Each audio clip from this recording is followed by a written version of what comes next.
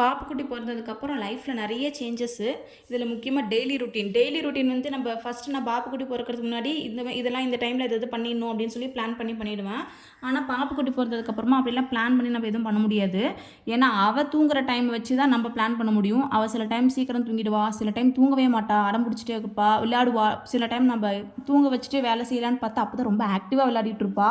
எனக்கு பாப்புக்குட்டி வர்றதுக்கு முன்னாடி கல்யாணம் ஆகி எனக்கு 1.5 வருஷமா பாப்பா இல்ல. அதுக்கப்புறமேட்டு தான் பாப்புக்குட்டி எனக்கு பொறந்தாங்க. அப்போலாம் லைஃப் வந்து ரொம்ப என்ன சொல்றது, ஒரு ப்ரோக்ராம் பண்ண மாரி காலையில எழுந்துப்பேன், சமைப்பேன், சாப்பிடுவேன். அதுக்கப்புறம் வேலைக்கு போயிட்டுருந்தேன் நான் அப்போ. இப்போ வேலைக்கு போவேன், திரும்ப சாயங்காலம் வருவேன், நைட்டு டின்னர் செய்வேன், சாப்பிடுவேன். இதே மாரி தான் என்னோட ரொட்டீன் போயிட்டு இருக்கும். பெருசா எந்த சேஞ்சஸும் இல்ல. அப்பப்போ எங்கேயாவது வெளியில போவோம் நானும் ஹஸ்பண்டும். இந்த மாரி தான் நடந்துட்டு இருந்தது. அவள் பொறந்ததுக்கு அப்புறமேட்டு வெளியில ஒண்ணு இருக்குன்றதே நான் மறந்துட்டேன். அந்த அளவுக்கு ஆயிடுச்சு. ஏன்னா எப்பயாவது ஹாஸ்பிட்டல் போறது, இல்ல கோவிலுக்கு போறது ரொம்ப ரேர் தான். வெளியில போறதே ஆல்மோஸ்ட் நாங்க போறது கிடையாது. பாப்புக்குட்டி வளர வளர ரொம்ப அடம் பண்றா. ஃபர்ஸ்ட்டு ஒரு 3 மந்த்ஸ் வந்து நைட்ல முழிச்சுக்கிட்டே இருப்போம். நானு, எங்க ஹஸ்பண்ட்லாம் மாத்தி மாத்தி பார்த்துட்ருப்போம். ஒரு விடியகாலை 5 மணி ஆனா எங்க மாமியார்ட்ட போய் குடுத்துட்டு, அதுக்கப்புறமேட்டு தான் நானும் என் ஹஸ்பண்டும் தூங்குவோம். இந்த மாரி தான் ஒரு 3 மாசம் ரொம்ப கஷ்டமா இருந்தது.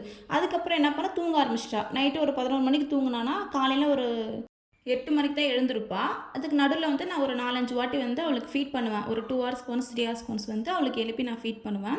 அப்போ கொஞ்சம் சமத்தா தான் இருந்தா. இப்போ இன்னும் வளர வளர ரொம்ப சேட்டை பண்றா. நைட்டு தூங்குறதுக்குலாம் ரொம்ப அடம் பண்றா. தூங்க வைக்கிறதுக்கே ஒரு 11:30 மணி ஆயிடுது. இதுக்கு நடுவுல நைட்ல எப்பயாவது எழுந்து அழுவா. அதனால தூக்கமே சுத்தமா கெட்டு போயிடுது. அதனால அவ அவ தூங்குற டைம்ல நான் வேலையெல்லாம் சீக்கிரம் முடிச்சுட்டு அவ எழுந்துக்கிறதுக்குள்ள கொஞ்சம் நேரமா தூங்கிடலாம் அப்படின்னு தான் பார்ப்பேன்.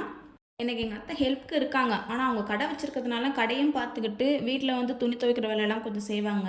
அதெல்லாம் அவங்க செஞ்சுக்கிறதுனால, நான் வந்து பாப்புக்குட்டிக்கு வந்து பாப்புக்குட்டியோட வேலை எல்லாமே நான் தான் செய்வேன். அவளுக்கு வந்து 2 வேளை குளிக்க வைக்கிறது, 3 வேளை சாப்பாடு ரெடி பண்ணி ஊட்டுறது எல்லாமே நான் தான் பார்த்துப்பேன்.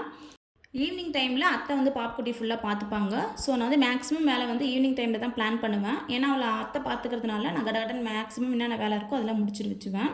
நைட்டு வேலைய விட்டு வந்ததுக்கப்புறம் ஹஸ்பண்ட் கொஞ்ச நேரம் பாப்புக்குட்டி வச்சிருப்பாங்க. இதுமாரி மாத்தி மாத்தி தான் பார்த்துக்குறோம். இந்த மந்த்து கிராசரி வாங்கிட்டு வந்து 2 டேஸ் ஆகுது. அத எடுத்து வைக்க டைம் இல்ல.